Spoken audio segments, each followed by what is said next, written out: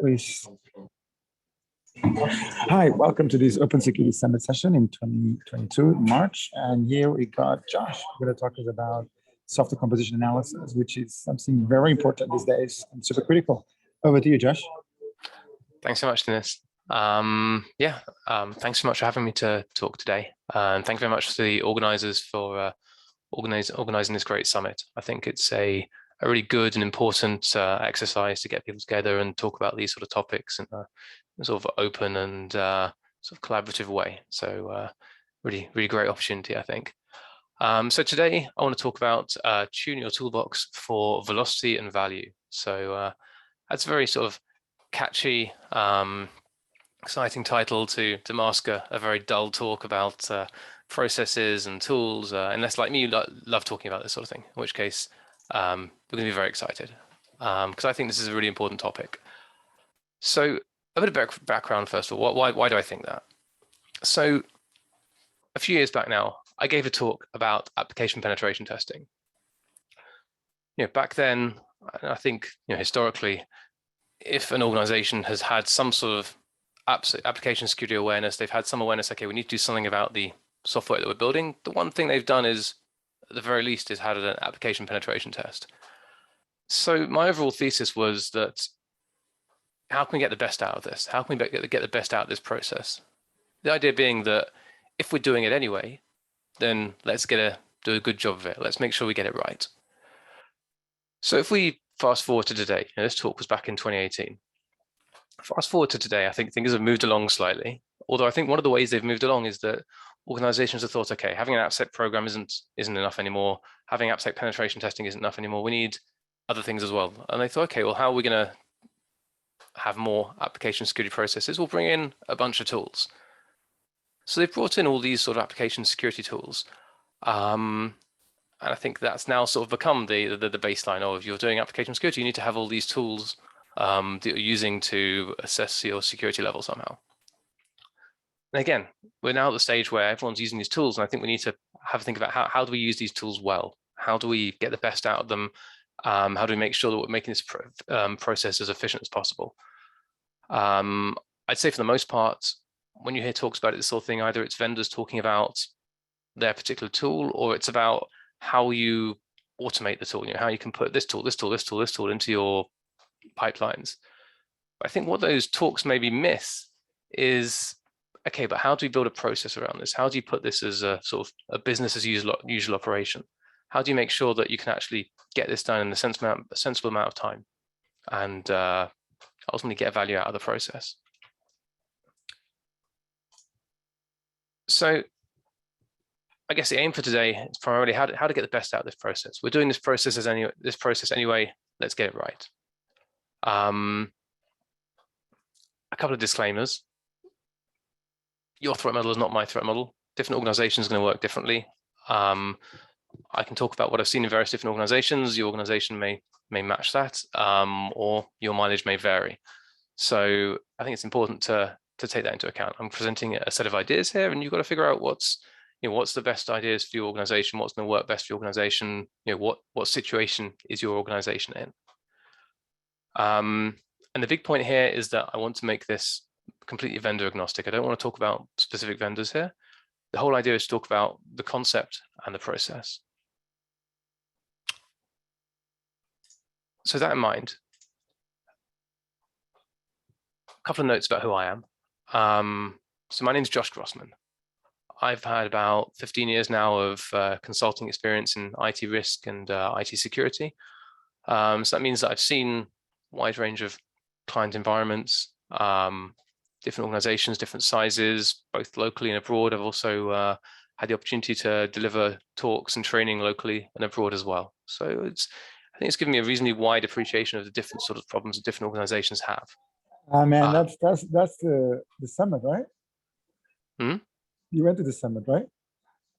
I don't think I've spoken at the summit before. Oh, no, sorry. I confused that with Center Parks. Sorry. It looks like that. Oh, no, I see. No, that. So yeah, I've in the top right there, I don't know, maybe that's what's confused in, is the top right I put some of my hobbies. I figured rather than writing, I'll just put pictures of mine instead, including nature and food, and my family, of course. But yeah, so we'll get to that in a second. Currently, my job is working as CTO for Bounce Security, where we provide value-driven application security consulting. The idea being that we want to find the best ways of actually bringing value from the application security process and making sure it's working in the right way. In my spare time, when I'm not in mountain somewhere, I do a lot of work with OWASP.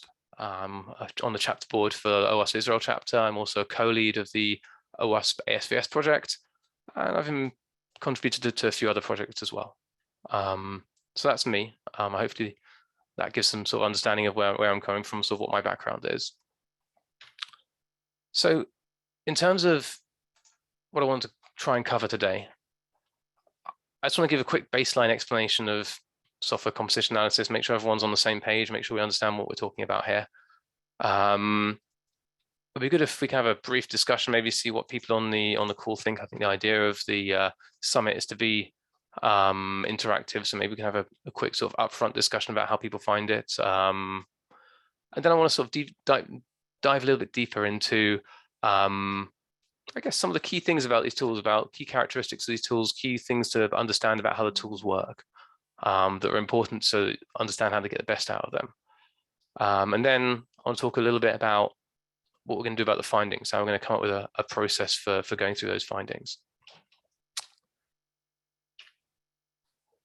So let's start off with what is software composition analysis. Very, very brief overview. What is the problem we're trying to solve here? So we're building a software product. Okay, we're trying to release this product. We're trying to build this product, and obviously we're writing a load of code for this product. But we're also bringing in a lot of code from elsewhere.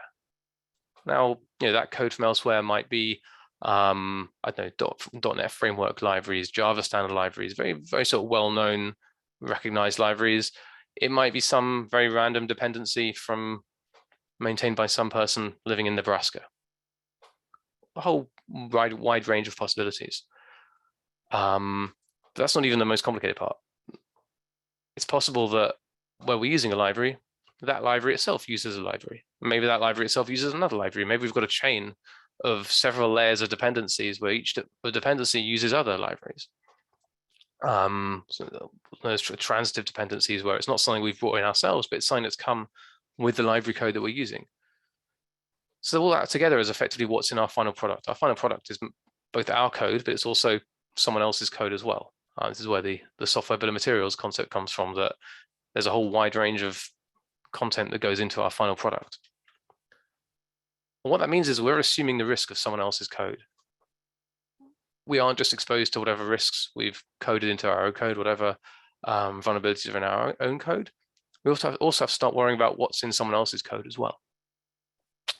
So that may be security vulnerabilities. That may be a library that is licensed in a particular way that, for example, wants us to open source our product if we use this library in our product. There's also the questions of what I'd call ecosystem issues, whereby we're taking this library, but who maintains this library? How often does it get updated? Is it maintained by someone reliable, or is it, if there's a security issue in it, can we expect to receive an update within a timely fashion? I mean, that's a wider operational question as well. It may be that we have issues with this library. Do we have support for this library? So there's a whole range of different risks that come in from using someone else's code. And I guess that's a problem that software composition analysis is trying to solve, or at least highlight for us. So at a high level, the process works like this. The tool needs to scan our dependencies, scan our software, and just try and discover as much as it can about the application and start matching to components it recognizes, ideally a specific version of that component. Ultimately, it should end up with an inventory of all the different components, where be they directly used by our product, be they transitive dependencies that are used indirectly. And then with that full inventory of the components, it should then hopefully be able to report to us, here are the issues with those components. Here are the things that should worry about these components, be they security, license, ecosystem.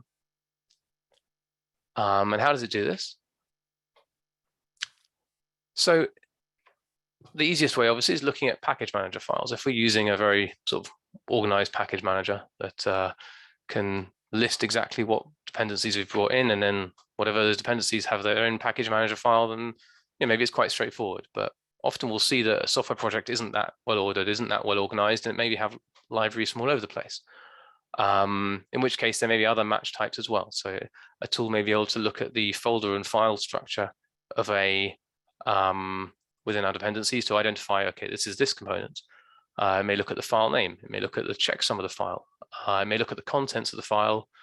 It may even look at what sort of imports we're doing in our code, sort of to that level of resolution. All these different ways of trying to discover what components are we actually using. So I said I wanted to make this vendor agnostic. I stand by that, but I do want to just pull out some examples just so we're clear about what we're talking about. Hopefully we're clear from my description, but with fair warning, these are the sort of tools we're talking about. That sound you can hear is a million vendors screaming out that I didn't include them. Apologies in advance, but yeah, we can see we've got various open source options, we've got various commercial options. There are lots of tools out there that can do that, but ultimately the purpose of this talk isn't to focus on a particular type of tool.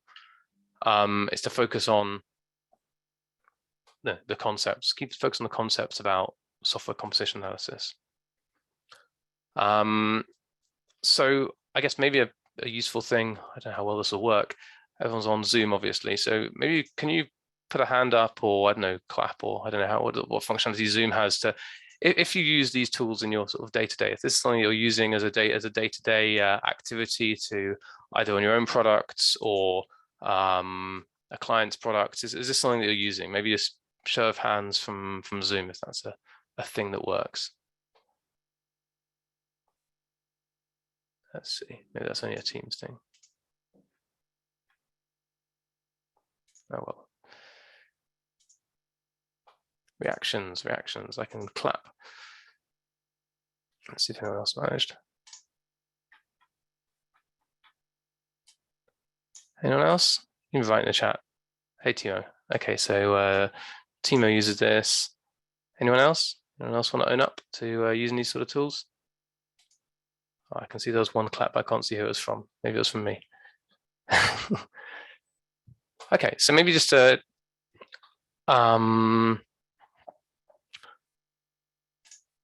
so does anyone want to speak briefly and obviously very generically about what their experience is with this sort of tool? I just want to talk for a couple of minutes already and just see how do people find these tools? Do people find that they've managed to streamline it? Do people find they have a lot of challenges with them?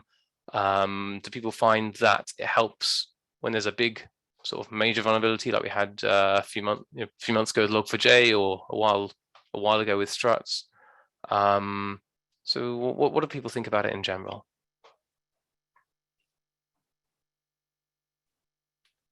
People got access to unmute, or they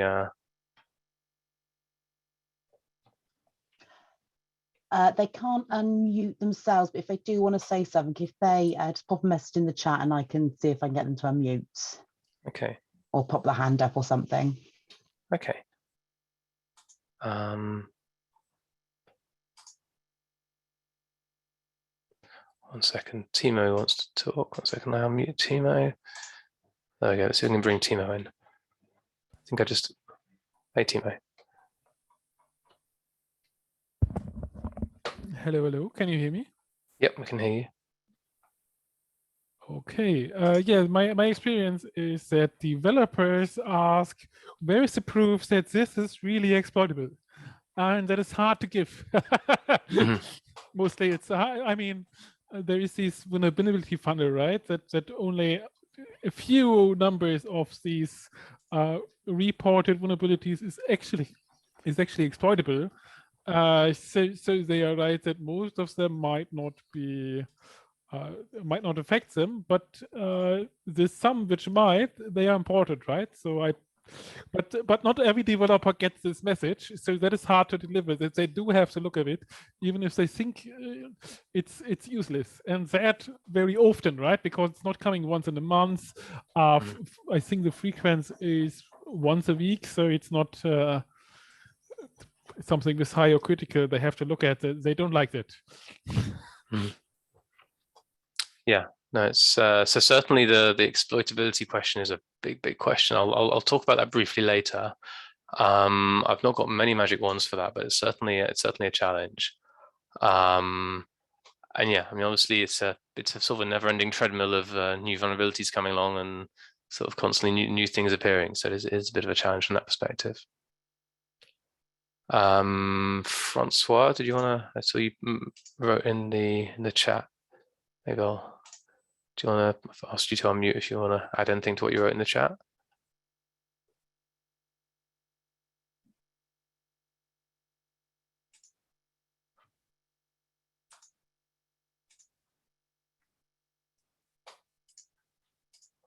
Okay.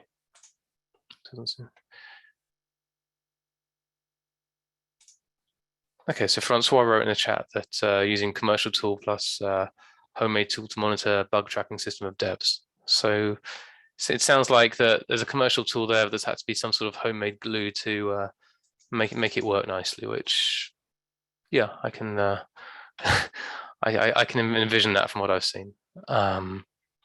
Okay, so I'll open up for questions a bit later on as well, so we can talk more later on as well. So let's dive in for now. Let's dive into some of what I want to talk about. I want to talk to a few things about, I guess, how the tools work, and then a little bit about findings as well. So let's see what we get to.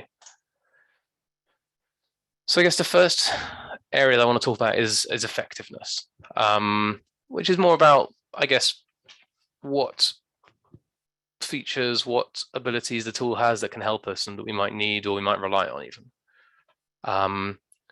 So I mentioned the idea that maybe we have a very simple application with very orderly package managers, but maybe we don't. I've seen applications where a monolithic web application built gradually over the last 15 years or something, JavaScript libraries everywhere, and there's no package manifest there.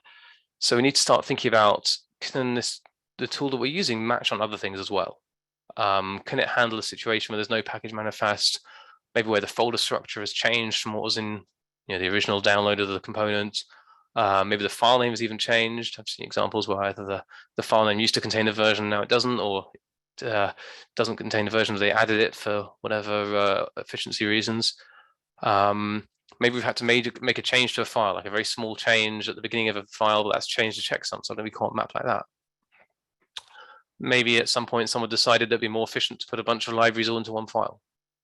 So all sorts of possible ways that we can make the tool's life more difficult. If we've got a lot of these examples, then maybe we need to make sure that the tool we're using can actually cope with that. If we have a lot of these examples, but we're relying on a tool that only supports package managers, we're going to have a tricky time. We're going to end up with a lot of false negatives. And I've seen vendors that said, oh, well, yeah, because that's not in the correct structure, or that's not in the structure we expect, we can't map that. You'll have to add that yourself. You'll have to manually add that to your inventory. And I was just sort of said, well, that's the job I brought you here to do.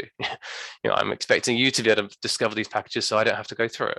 So it's important to understand sort of what the state of tools, projects that you're needing to scan is, and sort of what state they're in, and therefore what features you're going to need and what detection you're going to need. Another key thing is about the knowledge base that the tool is based on. Is it based on a very sort of basic public database like NVD, the national database, or have they got something slightly more sophisticated, something slightly more in depth? How frequently does it get updated? If it's something you only get updates every month, that's maybe not very convenient. Maybe you want it more frequently. Also, is it easy to update? If you have to do a very big, complicated procedure every time you want to get a new set of new updated view of vulnerability information, then that's going to really be a bit of sink on your time. You definitely want to be able to do that more easily. Another key thing is precision. Okay, I'm using this component, but what version of that component am I using?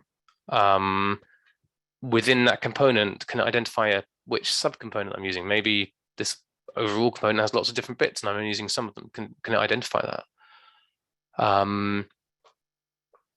It's important that the more accurate the inventory is, the more likely it's going to come up with accurate results.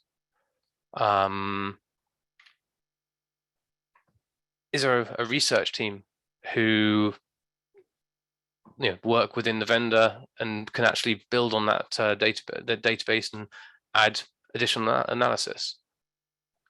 I've seen examples where the vendor actually provide a lot more information on what's in NVD. They might also provide an updated score as well, which is maybe more accurate. Can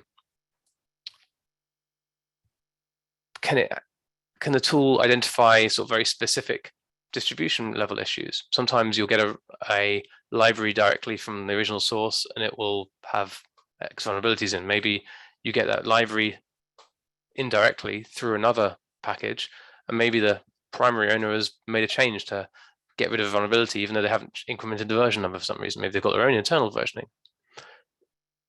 If the database can't identify that, that's something you're going to have to discover manually. I'm not trying to sell vendors here. I think the key point here is all these features are going to come to fruition when you get to the actually analyzing the findings, because the more accurate the database, the more accurate the inventory, and therefore the easier it's going to be to go through the findings, and it's going to cut out a lot of noise for you up front. Something else to think about, which I guess isn't really the key purpose of this talk, but it's also important to consider. Are you going to get an alert about an urgent or critical issue? Again, Log4j is a far too sort of useful example to not keep going back to.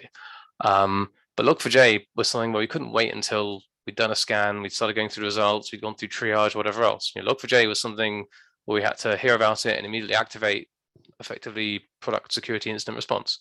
Had to start assessing, that day within a space of hours and days. Okay, where are we using this, and how can we deal with it? And it maybe not enough to wait for a scanning report to come through for that to discover that we're using it in the first place. So how are you going to get updated on those sort of more urgent issues? Maybe the vendor can help with that, maybe they can't, but it's something to bear in mind, because I think that's the very urgent issues, maybe something that a periodic scanning process can't necessarily help with.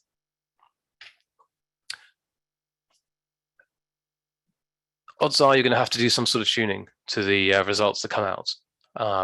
Depending on how complicated your mapping process is, it maybe you need to modify the mapping.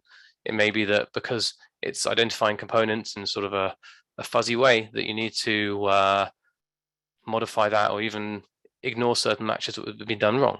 Maybe we need to override certain vulnerabilities, say no, that's not relevant to us, or override risk ratings. And you're going to want a nice way of doing that. You're going to want some sort of interface where you can do that and where it will stick, where you're not going to have to do that every single time you get a scan.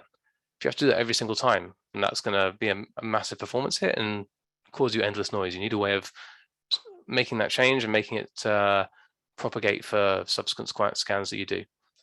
A good indicator of whether a tool's UI is good or not, I reckon, is probably where, if they've written memes about it, it's probably not so good.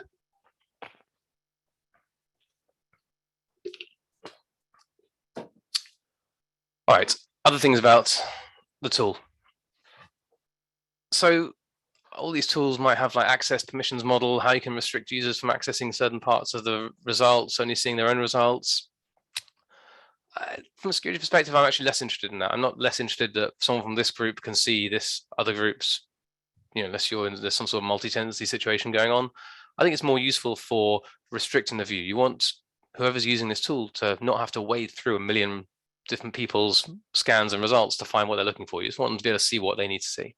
And that's it. Otherwise, it just feels overwhelming. Just feels like constantly wading through a very large amount of data. Similarly, you want to be able to present summaries in an easy way. You want some sort of dashboarding that shows you, okay, where am I at? How can I display the metrics I want to see in an easy way? You don't want to have to start putting that out and doing all sorts of Excel wizardry in order to get that information. Nice feature if it works for you. Some tools will actually open up suggestions or issues or pull requests saying, here's the upgrade you need to do. That's great if it's something that works with your workflow. Other organizations, less mature organizations that don't have such a sort of rigid flow, that may work less well. But it's nice if it works for you. So the final thing here is reachability. So this is a little less common in terms of as a feature, but I think it's something that can be a big time saver when it comes to the findings. Certain tools can tell you, is our product actually using the vulnerable part of this library? There's a vulnerability in this library in a particular part. Is our product using that or not?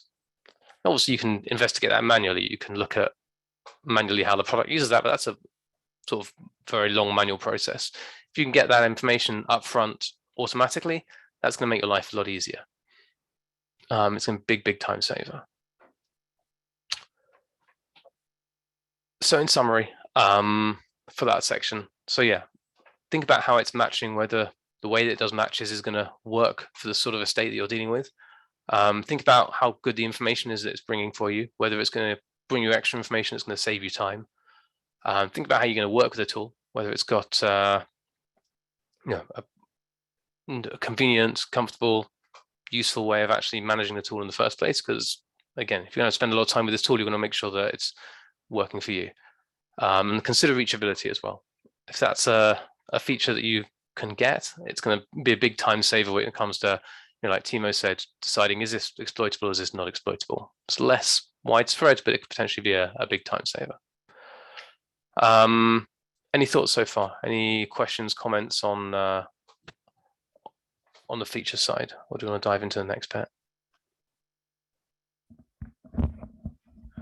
From my point of view, it's also a question, what are you scanning?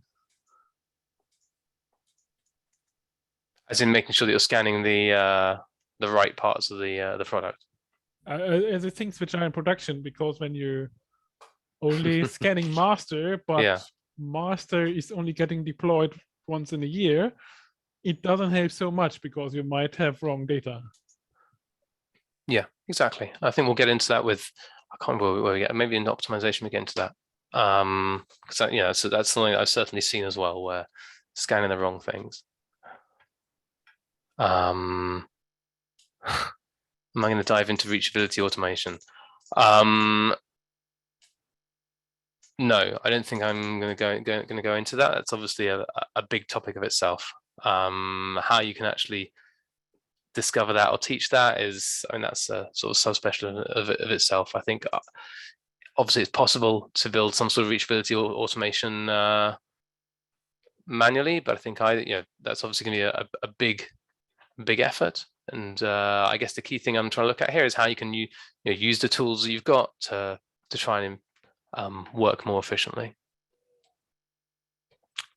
Sorry, Moshe. Okay, so next up, optimization.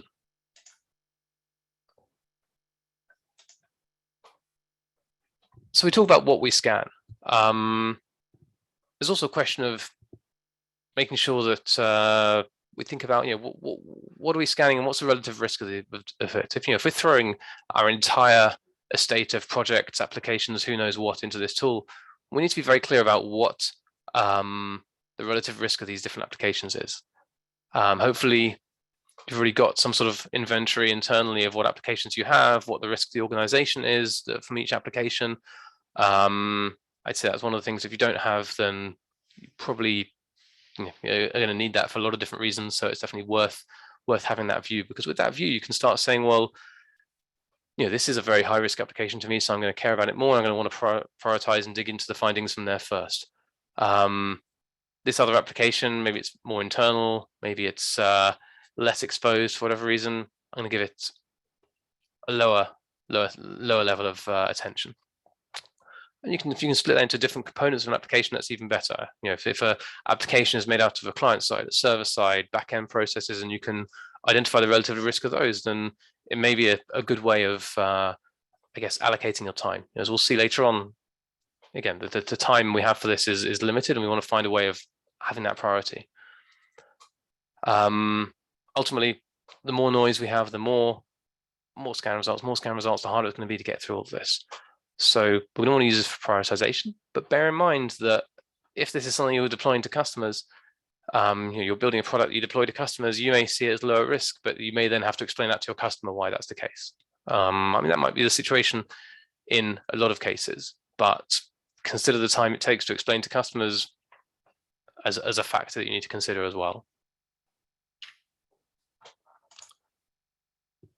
As Timo said, you really only want to scan, certainly you only want to prioritize scanning what's going into production. I've seen examples where teams were scanning development dependencies, testing libraries, other sort of supplementary utilities that were never actually deployed or were never actually going into production, or were just maybe even just usually sat on a developer's laptop and that was it. But for some reason, because they'd were packaging all this together, that was all going into the scanning. And again, creating a huge amount of noise of things that aren't actually causing a risk in production. Maybe there's an outside chance that someone might exploit this on a developer's workstation maybe, but that's already getting a lot more niche. I imagine that we want to be thinking about more urgently what could happen in production and what's in the most exposed components.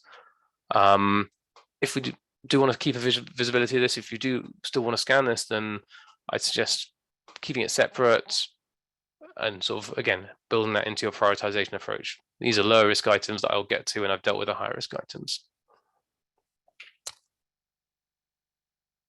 So I mentioned earlier about the knowledge base and the extra information from the vendor research team.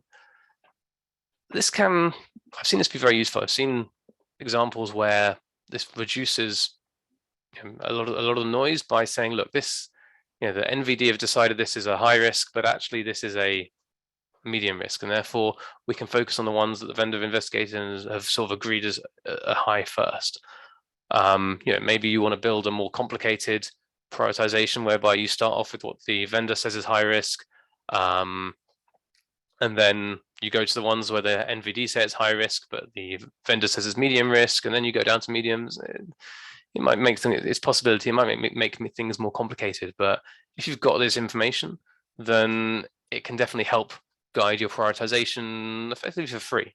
Generally the vendor will provide, they shouldn't be providing information that's very, very implementation specific. It should be that they've gone in and looked at the actual circumstances of vulnerability and said, look, this vulnerability, this rationale doesn't really make sense. It needs to be this rating. I've seen examples where they've recalculated the CVSS score and they showed how they've done that.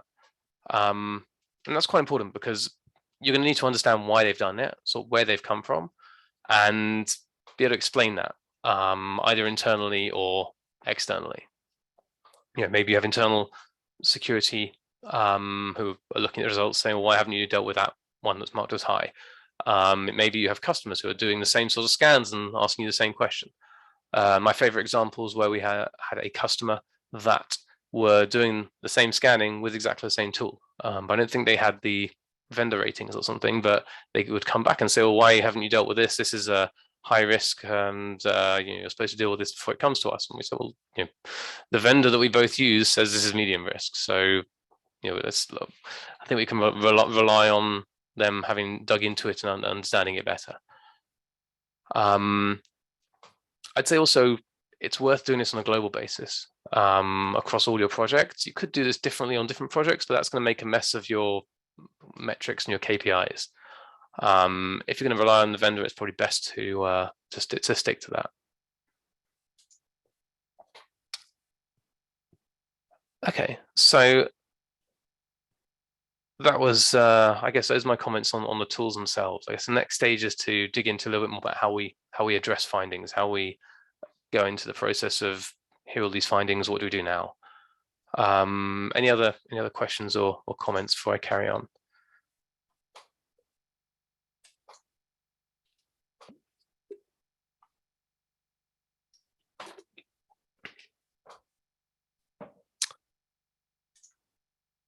Okay, so let's move on for now.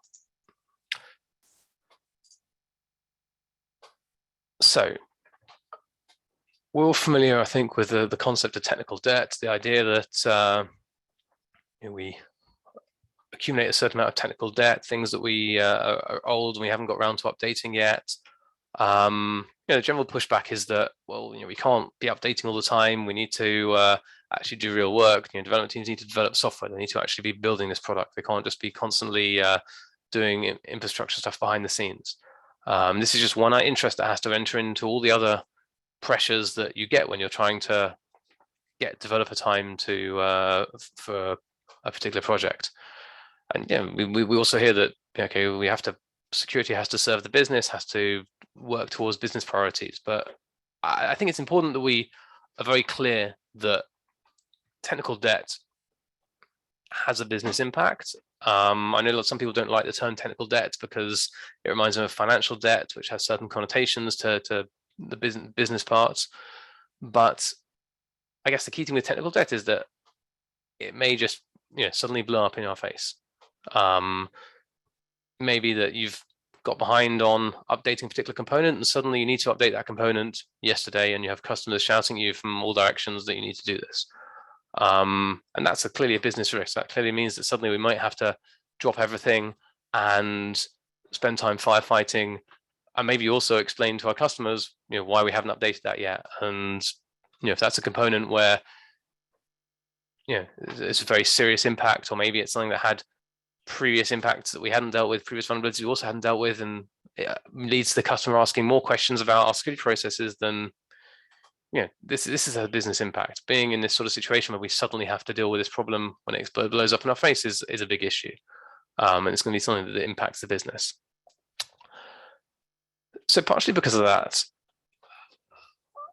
I think that our idealistic stance should be, we want to upgrade early and we want to upgrade often.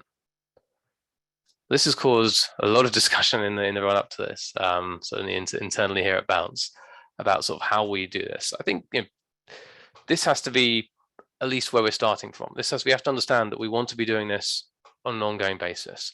We want to be making sure that our libraries are being upgraded, that minor versions are being upgraded, that we want to have that culture built in. We want to have that culture of we keep our stuff up to date so it doesn't blow up in our face. We want that built in, and we ideally want to be at a stage where that's not driven by vulnerabilities. We don't want to wait until we have a vulnerability in a component and say, okay, now we're going to update this component. That's going to be a hard sell. But again, it's all about trying to maintain this culture. We don't have to fight for every upgrade because it's assumed we're going to upgrade. I've tried to put in various different reasons why this is the case. We certainly want to avoid having to do a large jump upgrade. If we suddenly have to upgrade from 1.x to 4.x, especially if we're under pressure to do that very fast, that's going to be a big job. And maybe we just don't have the resources to do that in a sensible amount of time. If we can upgrade in smaller increments to reduce the impact of that potential risk, then that's already helping us.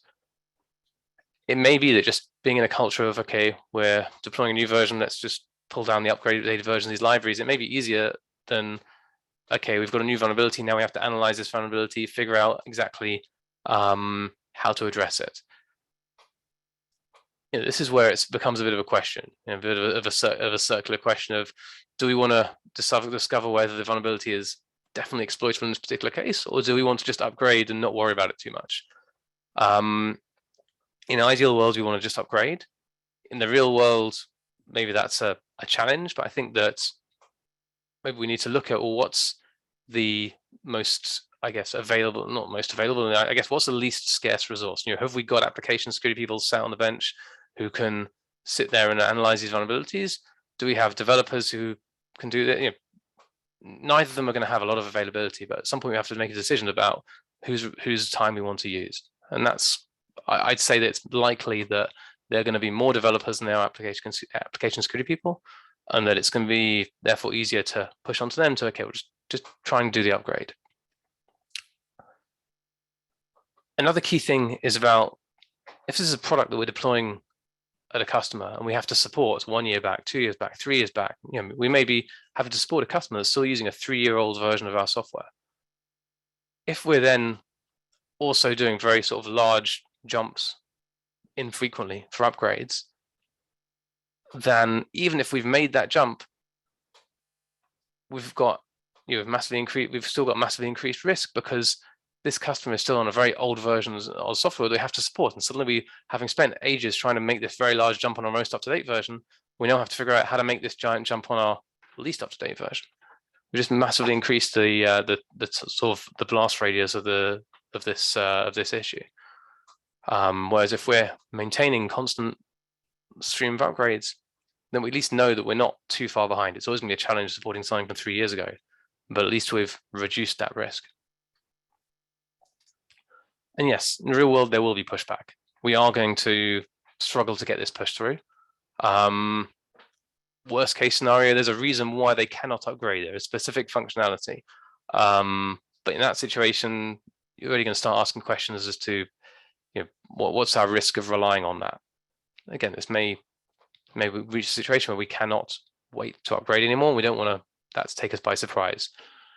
Ultimately, we still need to have a way of prioritizing our activities, and we still need to make it clear, what's the risk of not doing this.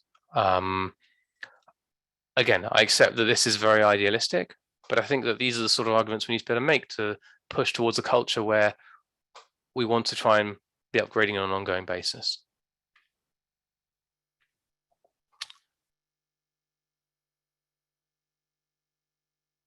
Any comments on that? Like I say, that caused quite a long discussion about how we pitch that internally, because it is clearly a significant tension between wanting to upgrade, keep things up to date, but also recognizing a lot of competing priorities.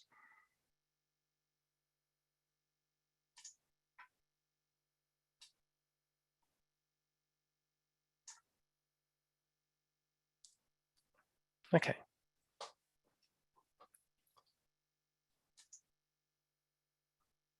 So I mentioned earlier about different ways of doing mapping, different ways of identifying components. And I mentioned various different ways of sort of doing the more fuzzy matching, the more heuristic matching, where maybe based on sort of characteristics of the files, checksums or contents or something like that. And that increases the likelihood we're going to get incorrect mappings. Now, we 100% do not want to get bogged down in analyzing vulnerabilities for components we do not actually have. But that can certainly be an issue if we're using this fuzzier matching mechanism. So these various red flags that I've seen, I think it's worth bearing in mind. I mean, some of them are obvious, but again, it's just things to think about going straight into it. Let's immediately be skeptical about some of these matches. If the language makes no sense, if you've been told about Python dependency inside a Java application, that's immediately going to make me suspicious and make me want to double check that. And if we're building an enterprise accounting application and it's giving me information about a component related to 3D gaming, then again, the topic doesn't seem to make sense. Matches that come in and out. If you're doing frequent scans and you see that one day this match appears, one day this match doesn't appear, again, maybe it's a weak match to begin with. One thing, I guess, isn't exactly a mismatching, but where the component is right but the version is wrong, then you've got big risk of either false negatives, if it thinks you're on a newer version than you actually are, or false positives if it thinks you're on an older version than you actually are. Again, you're going to want to check these things up front. And similarly, if the match is only on a very weak match, you can see that it seems to have matched on a couple of files that don't seem to have anything to do with whatever component it's talking about. This is before we start diving into vulnerabilities. At this point, we want to make sure that, is our inventory correct? Is the information that we've been presented correct in the first place? On the other hand, we've got issues of transitive dependencies. Maybe we are using it, we don't know we're using it because it comes in from another library. Maybe it's a library that has been bundled together with a product we're using, and therefore we don't know about it, we don't use it, but we probably don't want to be distributing it for not using it. And similarly, if our customers are scanning, they're going to complain about it. Is it buried inside another dependency? On the one hand, we've got a set of red flags that we want to be careful that we don't start investigating the wrong mappings. We also don't want to be fooled. We don't want to think, oh, this mapping is wrong, but actually we do have it. We just didn't realize we had it. Certainly in a larger application or a more sort of legacy development team, that's a higher risk. If we're comfortable that it's not a good mapping, we want to get rid of that and move on. We do not want to start investigating vulnerabilities there.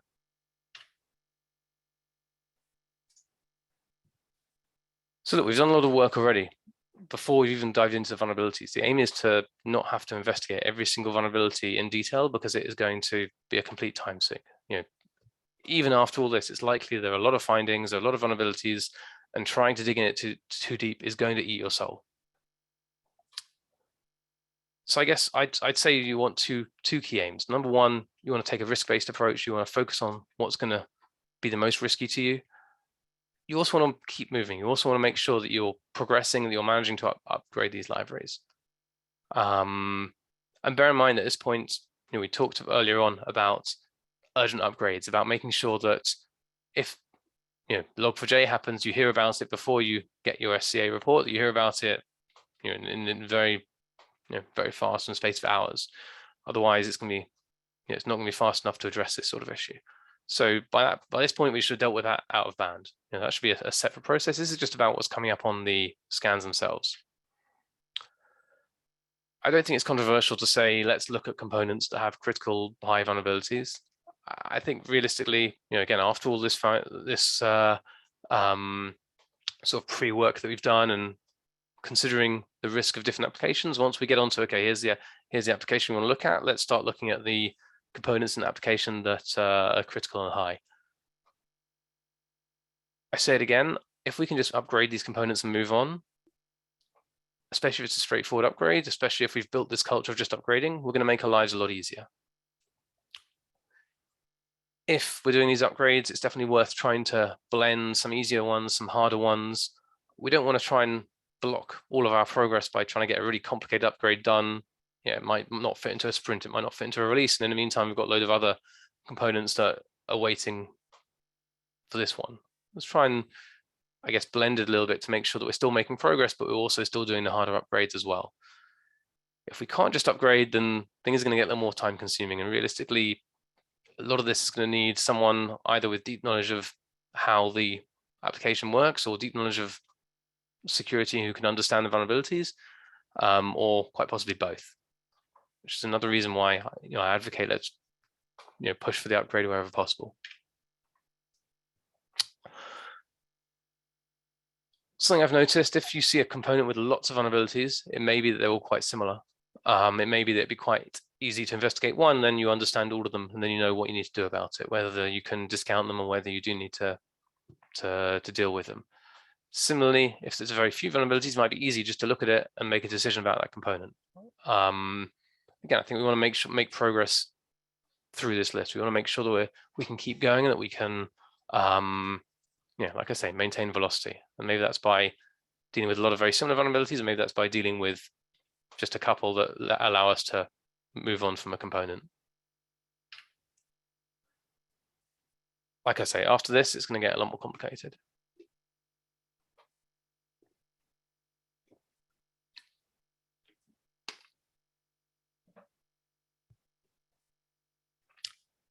Okay. At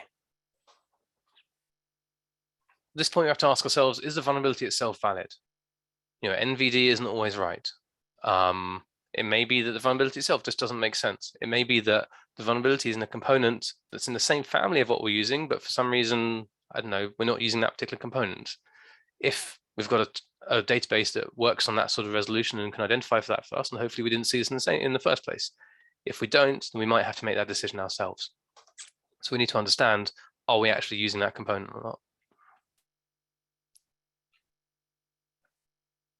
Is the rating itself right? I've seen examples where I've looked at the rating, I said that doesn't make sense, and I've pushed back to the vendor and they said, oh yeah, you're right, that doesn't make sense, and they update the database. So let's make sure that it's definitely been assessed right in the first place. If this is a transitive dependency, then maybe the first thing we want to know is what is the, we've brought this in from a primary dependency. What does a primary dependency think about it? Do they think it's a vulnerability? Do they think it's exploitable? If you're very lucky, your primary dependency owner might have either fixed it and not told you, or fixed it and or not fixed it and released information about, this is not exploitable in our use case because of X, Y, Z, in which case we've saved having to do this ourselves. It's something to take into account. We don't want to redo the same investigation that the primary dependency owner did. So I mentioned earlier about reachability. If we had this automatically, then maybe we don't need to get to the stage. Maybe it's already been ruled out. Maybe this vulnerability has been ruled out. But if it hasn't, then do we even use this? Do we use the functionality?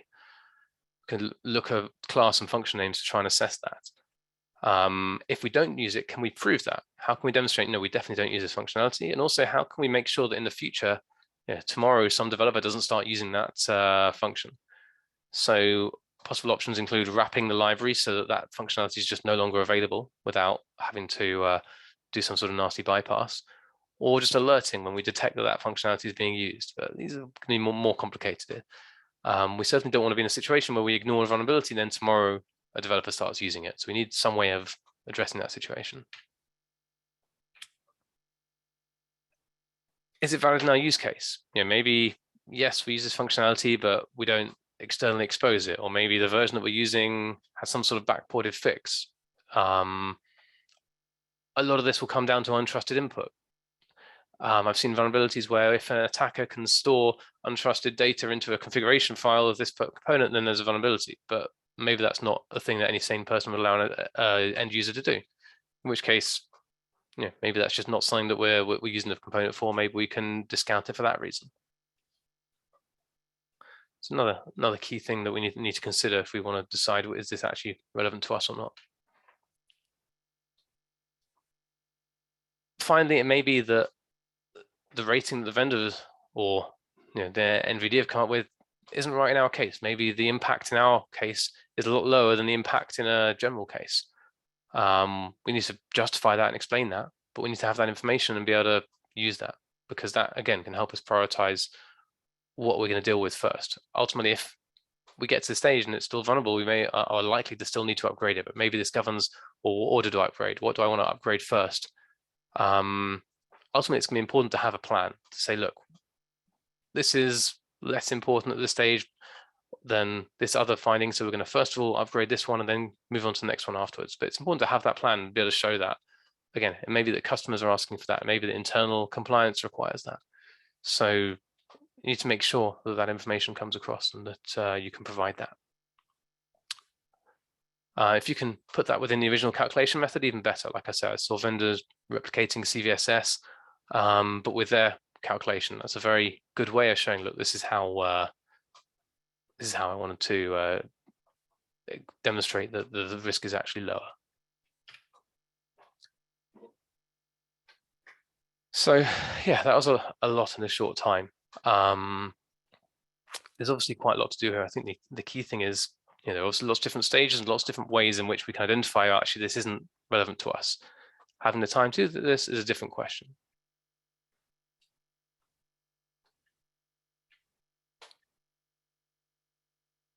So I think, given the time, I want to jump to the end and just, I guess, highlight the key points here. In terms of the tools, you need to understand what you need a tool for and what your situation is and what your requirements are. If you've got a tool that's not going to meet your requirements, then you're going to spend a lot of time on something that's not going to address the risks that you actually have. The process is going to be a big part of this. You can get the best tool, you can get the best automation, but eventually you're going to have to look at the results. Eventually you're going to have to deal with the results. And that means having a good sort of well-known process of how that happens, how you prioritize, how you filter that down. You may need to flex that process around the tool.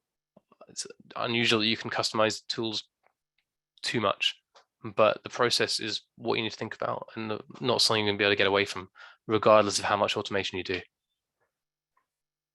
You want to reduce the noise as fast as possible.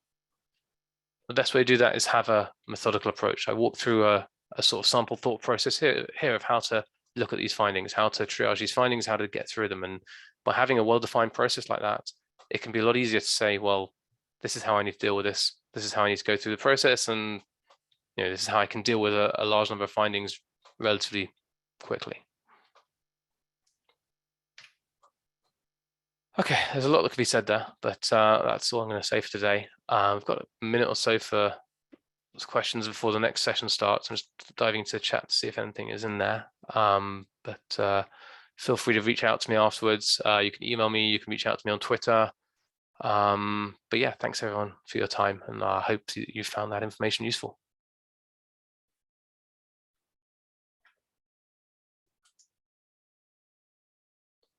If you've got any questions, feel free to put them into the chat. I'll stay here for a little bit longer.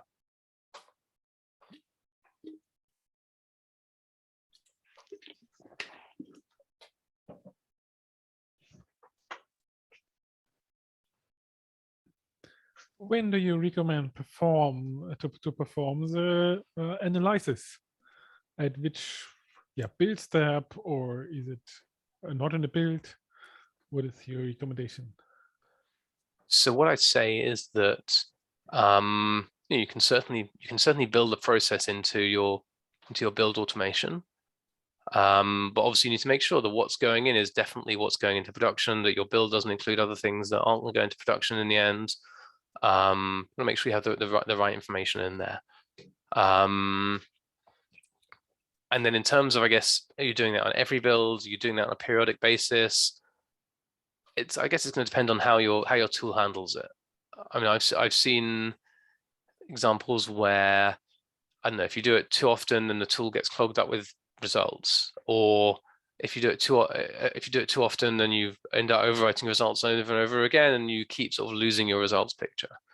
So in terms of the frequency, it's definitely worth looking at, I guess, how your tool works and what it supports the best. I mean, I imagine that for the most part, if you're in an organization that's very mature and has very, very few results, then great. Then it may be that results are very infrequent and you can deal with them quite easily. If you're in an organization with legacy code where there's a lot of results all the time, then it's probably going to be something you need to do less frequently, because just the volume of a review is going to take time to go through.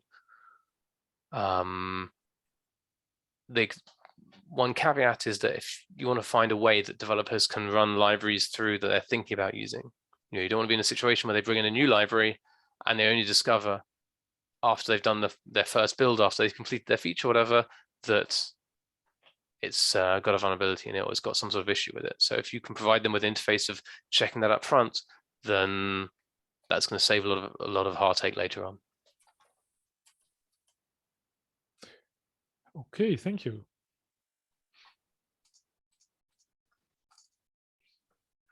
Last call for any questions?